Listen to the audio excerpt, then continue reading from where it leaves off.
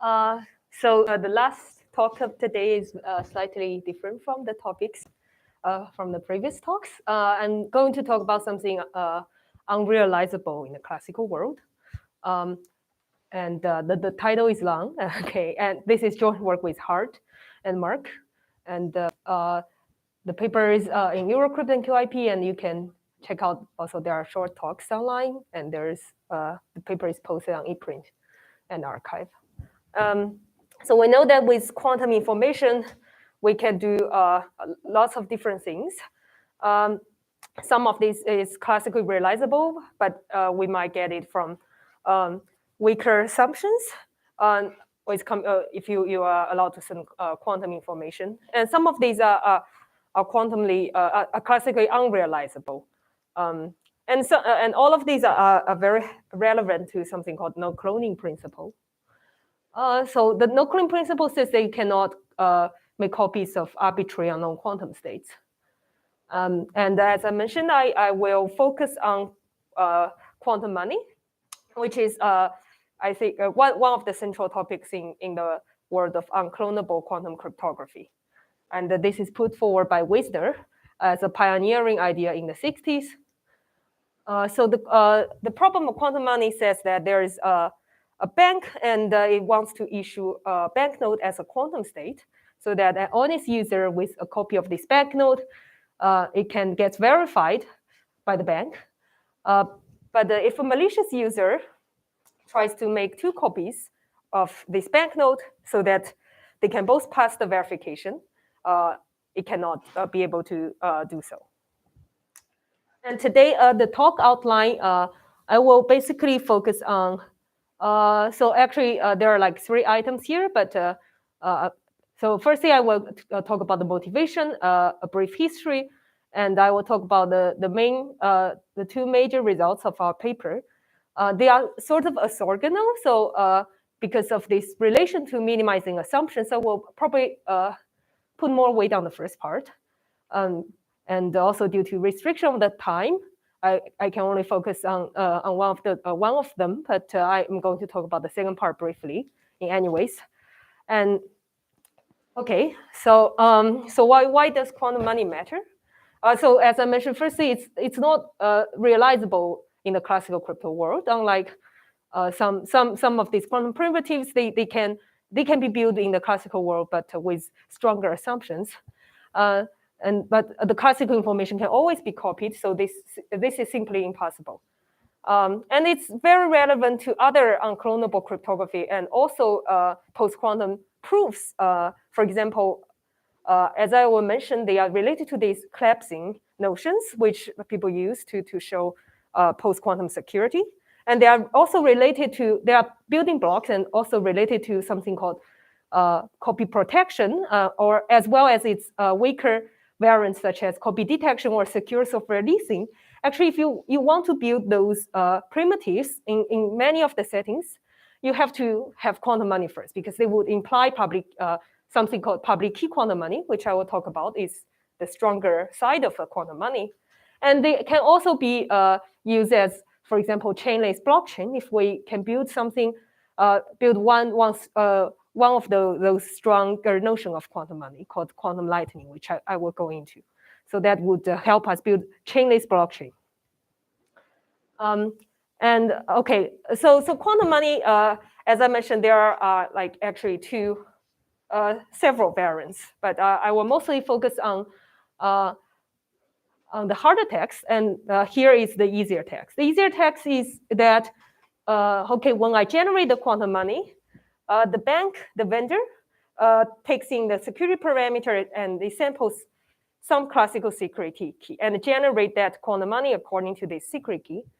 And when the user wants its state to be verified, it has to go to the bank or some designated verifier that has the secret key in order to verify this state. And indeed, you can get such a primitive easily. And one of them is this conjugate coding scheme, which is widely used, and as we have widely talked about in many of these quantum crypto constructions, is that you just sample a random string and a random basis, and you encode the state in that random basis.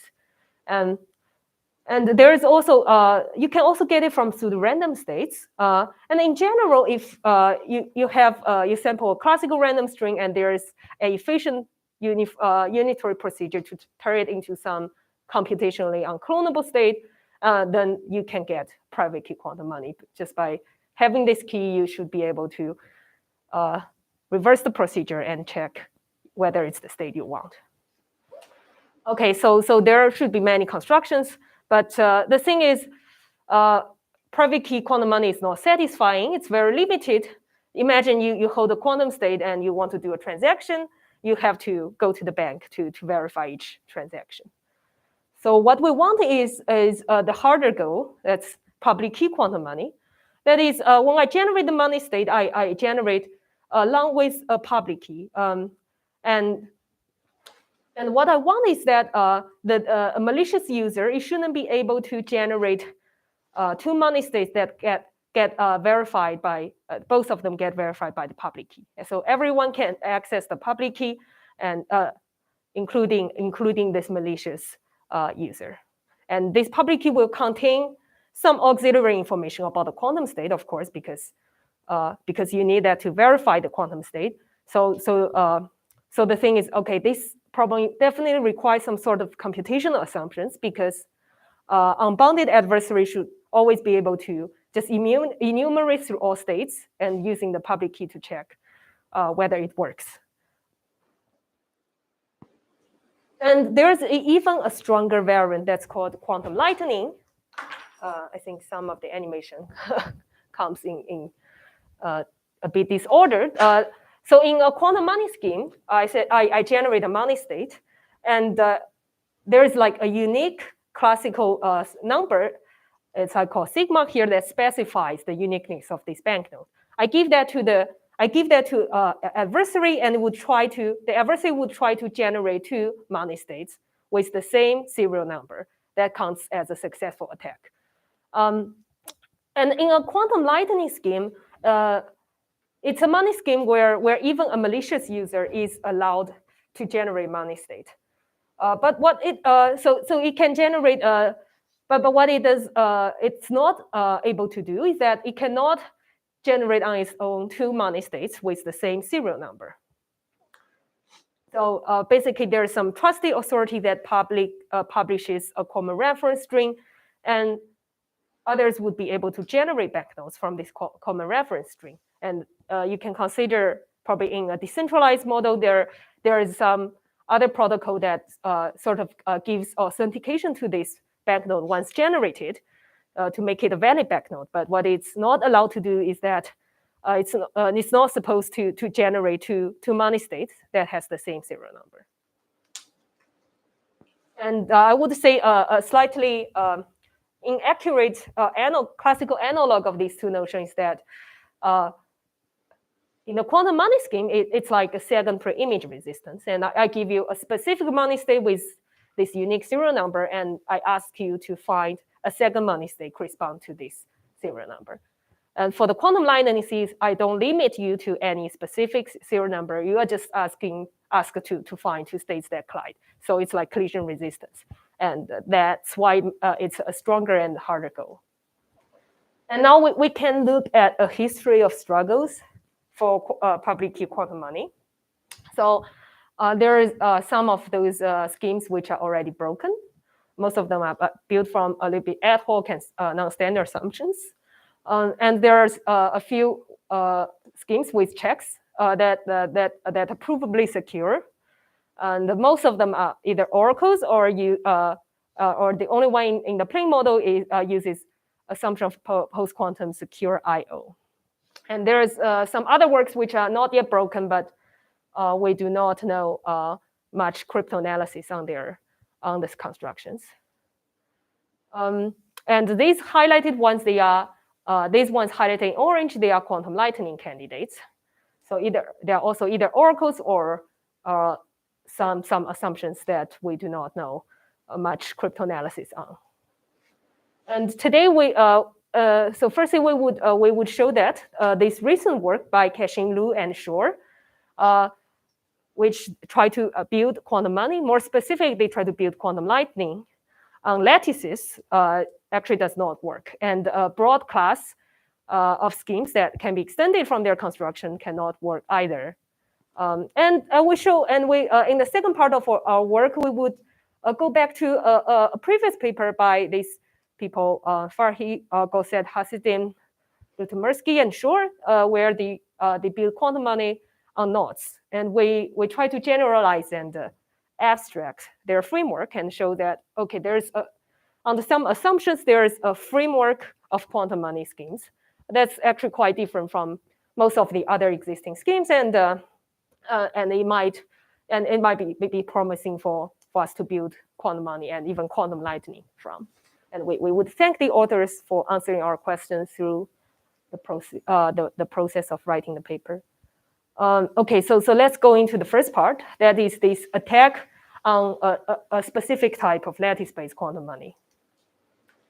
So before going to that, I will briefly go over some of the lattice assumptions we use. So some of you might already be familiar with these. The first is short integer solutions assumption. That is, given this random matrix, I need to find a vector that is in the null space or kernel of the matrix. And this is easy if you don't require other restrictions, just doing Gaussian elimination. But the thing is, I now require this vector to have a short norm.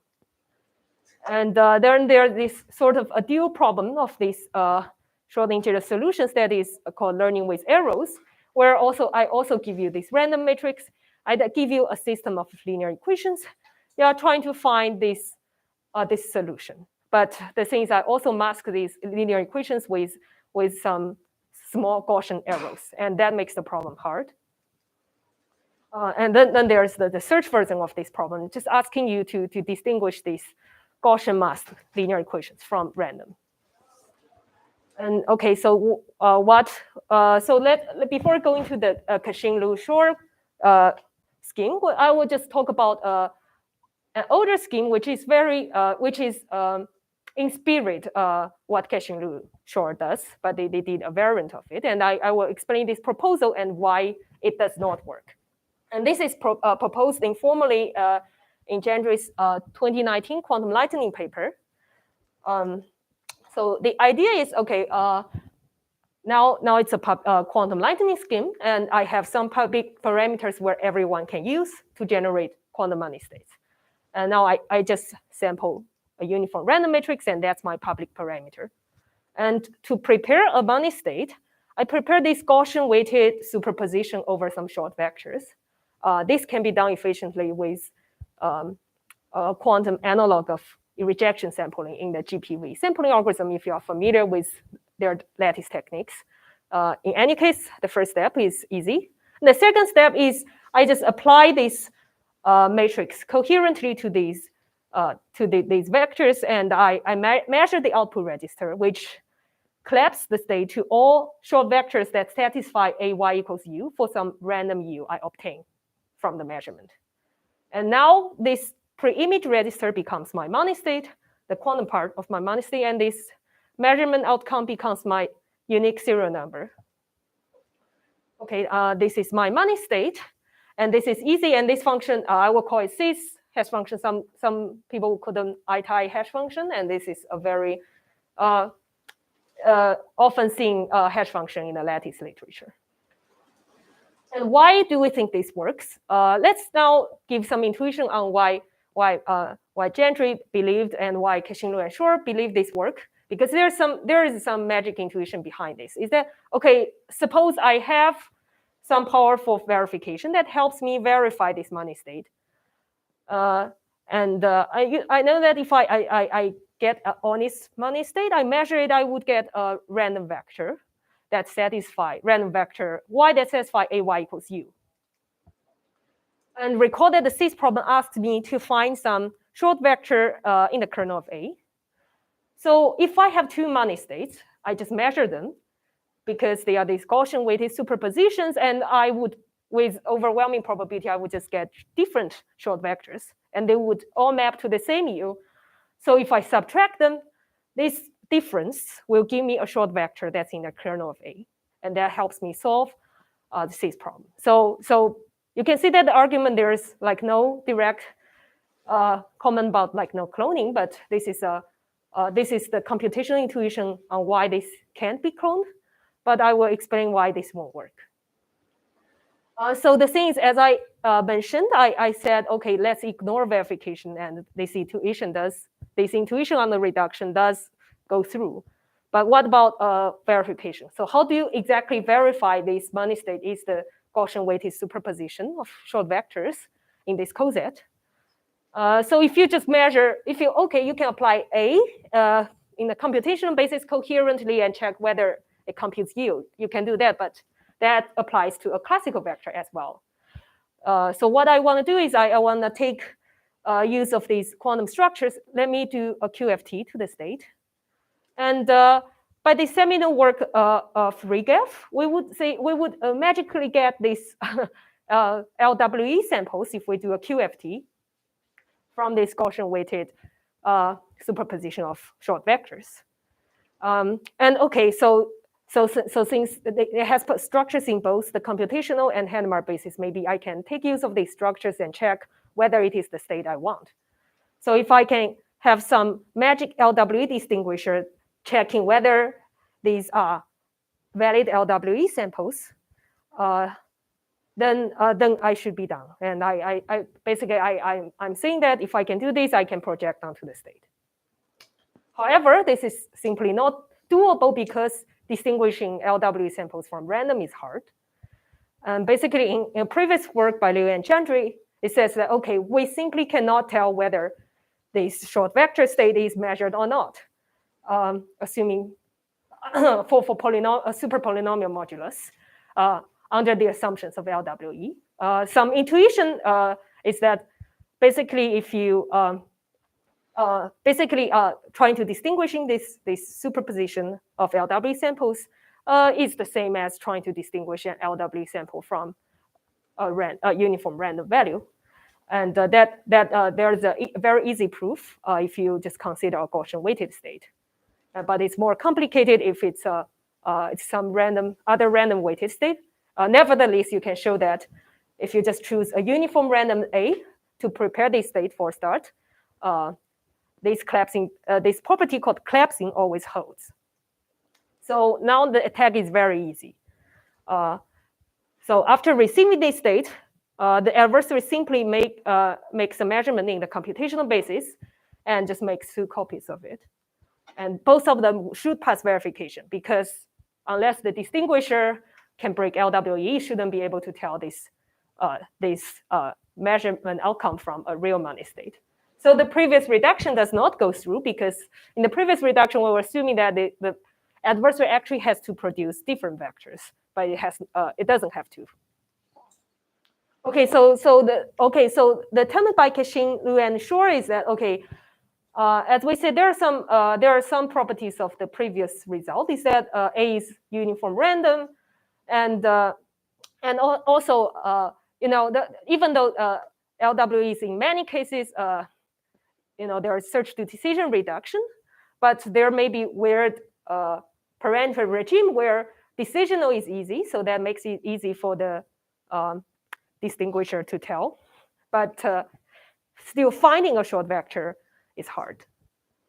And their proposal is that, so now instead of sampling a uniform random A, I first sample some short vectors, and I sample A that's orthogonal to these short vectors. And you will see that, okay, I would publish these short vectors as the public parameters as well. And you will see that, okay, now I already have the short vectors, so what do I do? Isn't the short integer solution problem already solved? Okay, the thing is, okay, now I ask you to do something different. I ask you to find a linearly independent short vector that's also in the kernel. So I give you something in the kernel, you have to find me something different. And that's their intuition. So using these short vectors, you can easily check under the Hadamard basis whether they are valid LWE samples. But the question comes, okay, so how do we enforce the adversary to produce? How do we enforce the adversary to produce like a different short vector from the forgeries of quantum money? So yeah, but the answer is actually you cannot. And we would be able to show that even with all these modifications, no efficient verification can exist because you simply cannot tell a real quantum money from a fake money state prepared by a partial measurement using these public informations. And this is based on standard lattice assumptions. So in fact, these modifications, they don't inherently change the big picture. So what you have is that a real money state, which is Gaussian-weighted superposition of these original short vectors, and there's a forgery of the money state that has the form, which is you get a measurement outcome, and you add some linear combinations of these short vectors, and these two should be indistinguishable after the QFT because of a variant of LWE, which we can obtain from standard assumptions. And I won't go into the details of this proof, but the high-level intuition on these caveats is that this verification, so it actually accepts a much larger subspace than the valid money state. It actually accepts the subspace that's orthogonal to these three vectors instead of the subspace of a perp. And also, it does not force the adversary to produce new short vectors. So can you go back? Sure. So is it possible that psi prime can reproduce many times? Like how is this an attack? Yeah, the thing is you basically you can sample, you can take these given all these short vectors, you can do something like a GPV sampling algorithm to sample Gaussian-weighted vectors, Gaussian-weighted state of the form. So given psi, I can create psi prime in such a way that I can produce many copies of psi prime? Yes, right. Given psi, I can prepare many psi primes. Yeah. So basically, I'm not like keeping psi and generating another psi prime. I'm like partially measuring. I am measuring it and I create psi prime. Yeah. Can you repeat how you make the psi primes from psi? Yeah, I think the thing is basically you're trying to do this GPV sampling algorithm using these information about these short vectors given out. And basically, that's like a quantum analog of this Gaussian sampling of GPV, with the center shifted by the one measurement outcome of y, and you'll be able to obtain something that's that will be you will be able to obtain like short vectors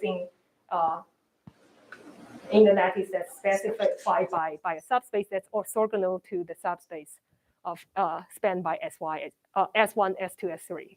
Here I'm just giving out 3 of them, but in fact, if there are constant many of them, you are still able to do this efficiently.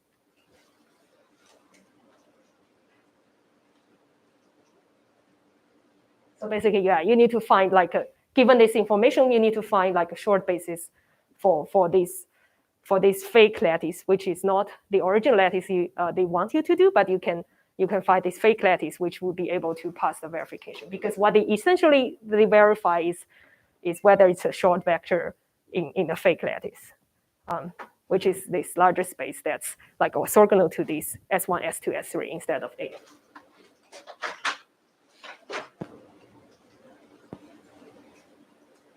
Okay, and the takeaway for this is this generalize the attack on, we can generalize the attack on the scheme to rule out, basically if you give out constant many such short vectors and you sample A according to such restriction, it wouldn't work. You would be able to follow the same tech as in our paper. So probably the question is, okay, what if I just modify the A like even further, give out more short vectors? The thing is, in our paper, the exact attack might not work, but our intuition is that it might not work in any case, because intuitively, the verification procedure does not force you to produce new vectors, different vectors in the lattice. And But nevertheless, lattice-based public key quantum money remains largely open because this is just one specific approach where you simply apply this hash function. It's intuitively very easy, but it might just not work. But there are other ways. For example, if you have I/O from lattice, then you have public key quantum money from lattice. Okay, and let's go into the second part, which is a new framework for building quantum money. So as I mentioned, probably these existing public verifications, they have some similar ideas. Is that because they try to hide a classical secret inside the public key about the money states, and they're usually what they do to the money states, testing something in a computational basis and checking something in the Hadamard basis, try to make sure of the structure of the state. But what if we don't follow this approach? So this is something we call quantum lightning from workable invariant. Let's consider a big set X. It's divided into many equivalence class, or say orbits. This is called O. And there's some mapping function called I, we call invariant, that maps the set X to the set Y. Okay, and it has the property that for the elements in the same orbit or subset O, they are all mapped to the same Y when you apply the function. So this function is like a function on the orbits O. So elements inside the same O, they would always be mapped to the same Y. On the other hand, there is also a bunch of other operations.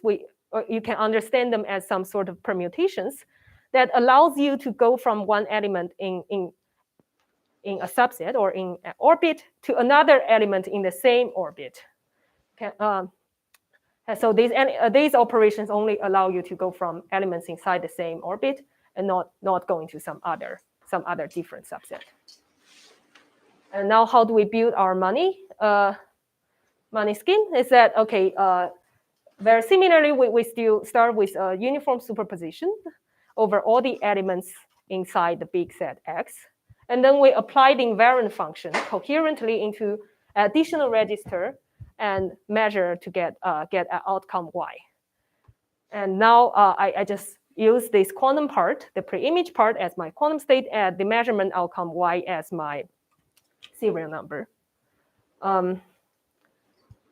And how do I do verification? Because due to limitation of time, I won't go into details. But what you can do is that you first check if this money state maps to, if this pre-image part maps to Y, to the serial number as it claims, and you try to do a projection onto the orbit, onto the equal superposition of elements on an orbit that corresponds to Y. And this you can do efficiently using these permutations. And this correctness is guaranteed by the properties of such permutations over the orbits. Okay, that's not working. Okay. And so how do we show security for such a scheme?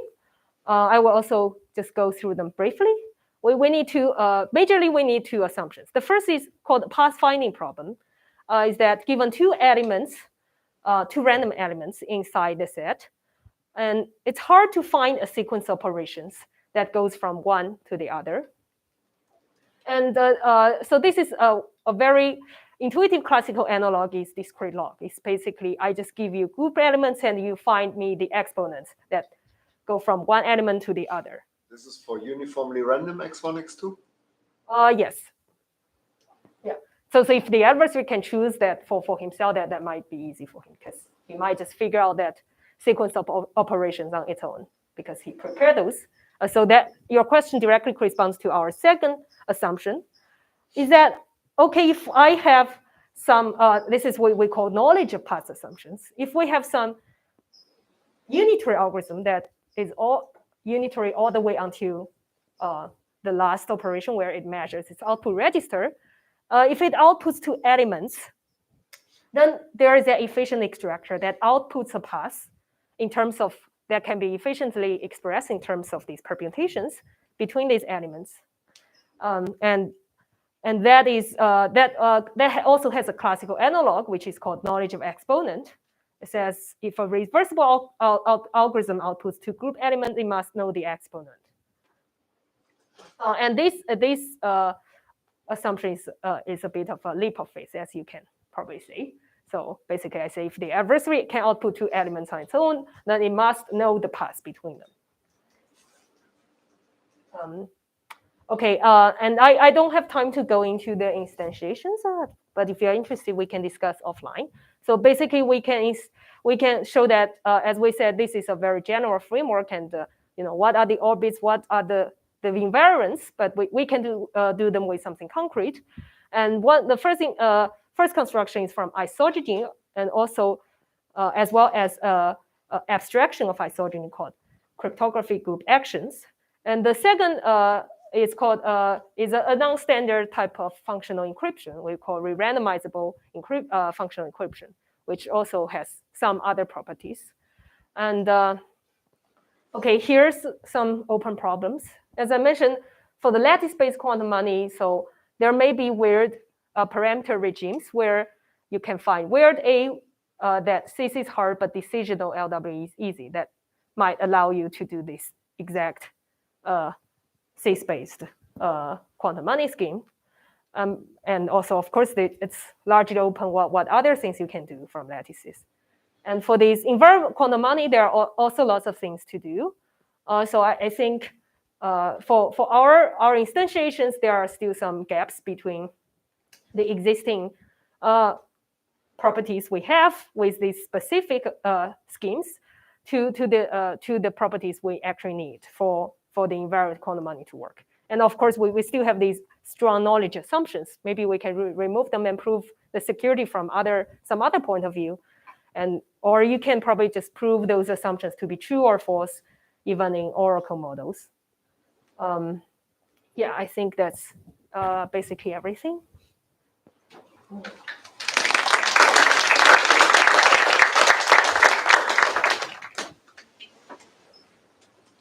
So maybe a little bit orthogonal to what you talked about, but I was just wondering if you have any thoughts on like quantum money as an assumption in and of itself, like private key quantum money, for instance. How does it relate to any of the stuff people talked about today?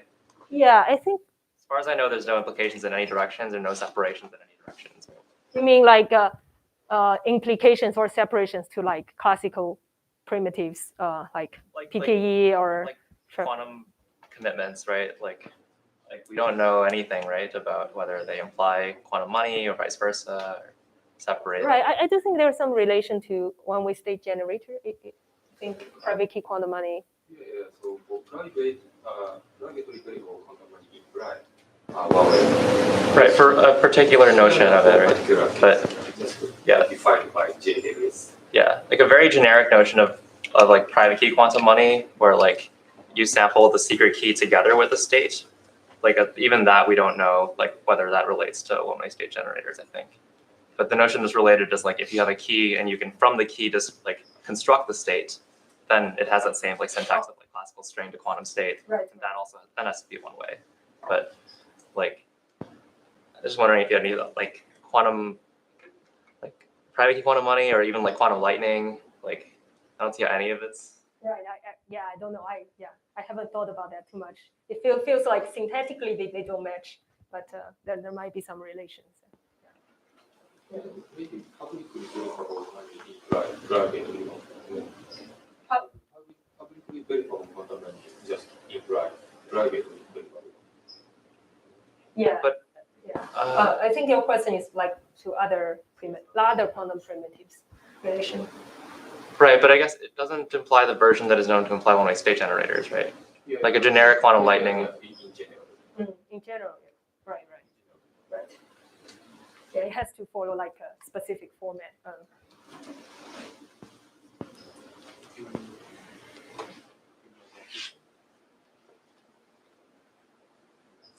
Actually, I think you didn't give a security definition, but what you have constructed, right?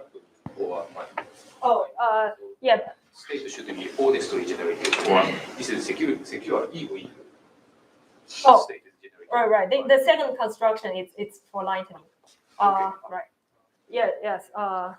Secure even if quantum cell is generated by. Yes. Mm. Right. And right. The lattice construction is also for Lightning, but which doesn't work. Because in constructing money should be easier than constructing Lightning. All right. So maybe Yes. if you just give up Lightning, if you try to construct money, maybe can you construct this with big assumption or something?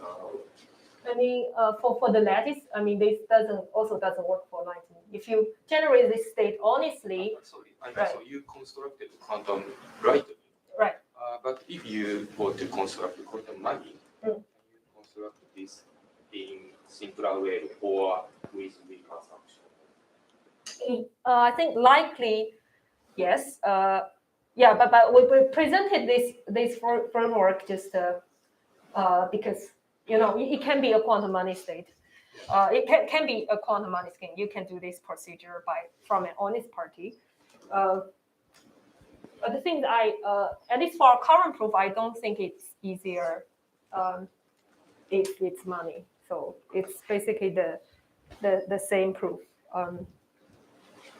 So like empirically, like Lightning seems to be like not actually that much harder to construct than money. Oh, I mean that's not. I don't think that's true, but it's just that under this specific framework, right? Yeah, maybe there's something you can show, some sort of variant of the index eraser problem. Yeah, maybe in that case, I think you can. And if you turn this into a quantum money scheme where the state is only generated, that may be, maybe doable. Maybe that's one take. But for our current proof approach, I think quantum money, and quantum Lightning are essentially the same here under this framework. So you didn't try with money. Yeah, I think we sort of tried. Which is basically what I said. There is another way to view the hardness of making forgeries on the money state, which is some sort of index eraser problem. But we don't have any idea how to show that.